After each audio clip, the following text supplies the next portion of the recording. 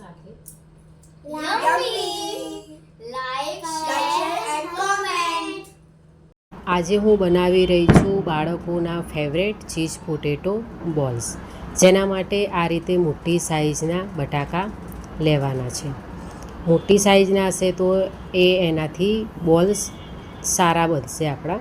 તો સૌથી પહેલાં આપણે એને છીણી લેવાના છે. આ રીતે એની છાલ કાઢી લેવાના છે અને બટાકા મોટી સાઇઝના જ લેવાના છે.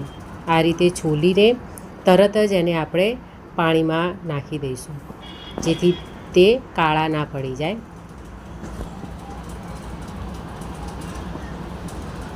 બધા બટાકા આ રીતે છોલીને પાણીમાં નાખી દેવાના. પછી આપણે એને છીણી લેવાના છે, એ પણ પાણીમાં જ, બાઉલમાં પાણી નાખીને જ આપણે આ રીતે એને છીણી લેવાના છે અને ઊભા છીણવાના, એટલે એની છીણ સારી પડશે. આ રીતે બધા જ બટાકા છીણી લઈશું આપણે.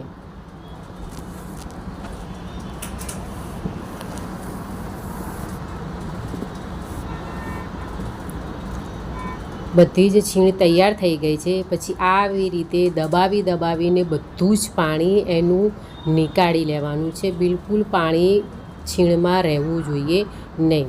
બરાબર હાથેથી પ્રેસ કરવાનું છે એકદમ, અને બરાબર દબાવીને આ રીતે આપણે બધી છીણ કાઢી લઈશું.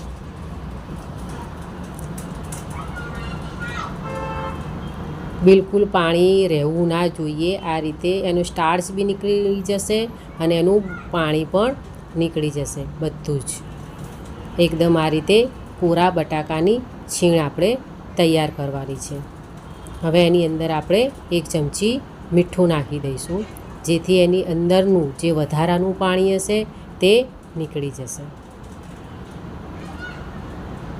અને મિક્સ કરી દઈશું આ રીતે. 15 મિનિટ માટે એને રેસ્ટ આપીશું. 15 મિનિટ પછી મીઠાવાળું બધું જ પાણી આવી જશે. પછી આપણે ફરીથી આ રીતે એને દબાવીને બધું જ મીઠાવાળું પાણી નીકાળી દેવાનું છે. દબાવીને પાણી કાઢી નાખવાનું છે. એની અંદર બિલકુલ પાણી રહેવું જોઈએ નહીં. પાણી જો રહી જશે તો બોલ્સ બરાબર થશે નહીં. આવી રીતે બંને હાથેથી પ્રેસ કરીને બધું જ પાણી કાઢી નાખવાનું છે.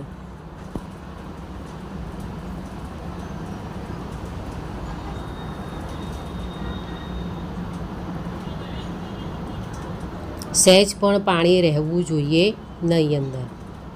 પછી બીજા બાઉલમાં કાઢી લઈશું છીણ. બધી જ છીણને આપણે આવી રીતે દબાવીને બધું જ મીઠાવાળું પાણી નીકાળીને એકદમ છીણ કોરી કરી લઈશું આપણે.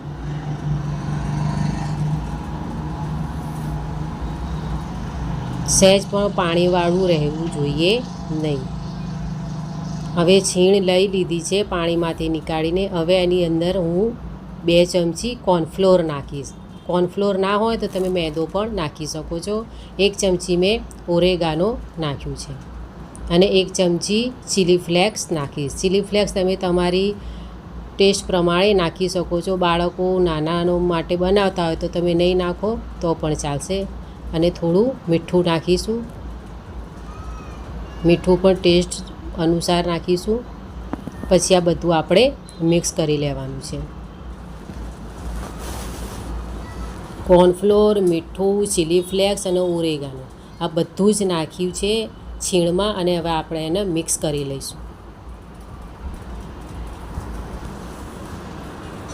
હવે મેં આ રીતે એક ચીઝ ક્યુબ લીધી છે. ચીઝ ક્યુબ આ રીતે કરી અને એને કટ કરી લઈશું. નાના કાપા પાડી લઈશું. આ રીતે નાના જ કટ કરવાના છે, મોટા કટ નથી કરવાના, કારણ કે આપણે બોલ્સ બનાવીશું બોલ્સની અંદર મૂકવાના છે. એટલે નાના કટ કરી નાના પીસ તૈયાર કરીશું ચીઝના. અને ચીઝ જ્યારે બનાવવાનું તૈયારી થઈ જાય, છીણનું બધું તૈયાર, ત્યારે જ ફ્રીજમાંથી કાઢવાનું છે. પહેલેથી ફ્રીજમાંથી કાઢીને નથી મૂકવાનું, અત્યારે નહીં તો એ ઓગળવા લાગશે. એકદમ ચીલ હશે તો આ રીતે સારા પીસ થશે અને આપણા બોલ્સ પણ સરસ બનશે. આવી રીતે એને છૂટા કરી લઈશું.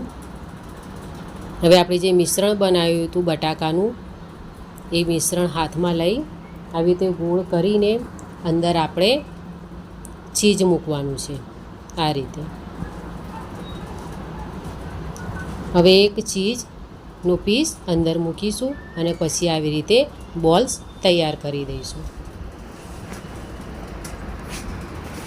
આ રીતે આપણા ચીઝ પોટેટો બોલ્સ તૈયાર થઈ જશે, જે બાળકોને ખૂબ જ સારા લાગે છે, ખાવામાં પણ ટેસ્ટી બને છે.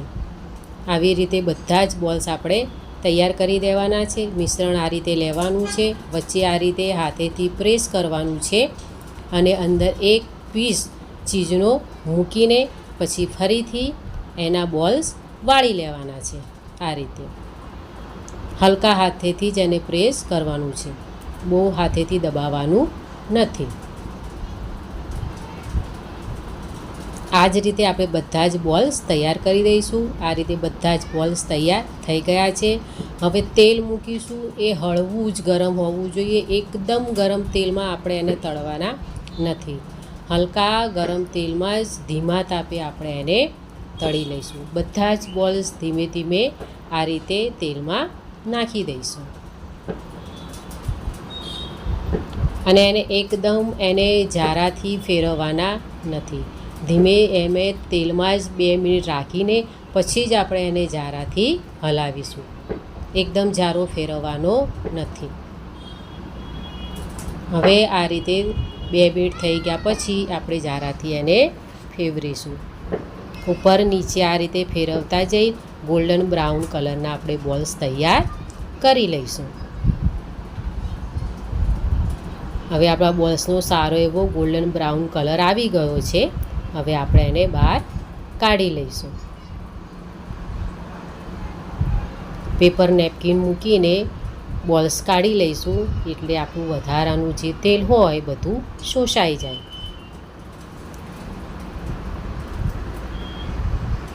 હવે હું આ રીતે તમને તોડીને પણ બતાવીશ. જુઓ કેવું સરસ ચીઝ બહાર નીકળ્યું છે. આપણા પોટેટો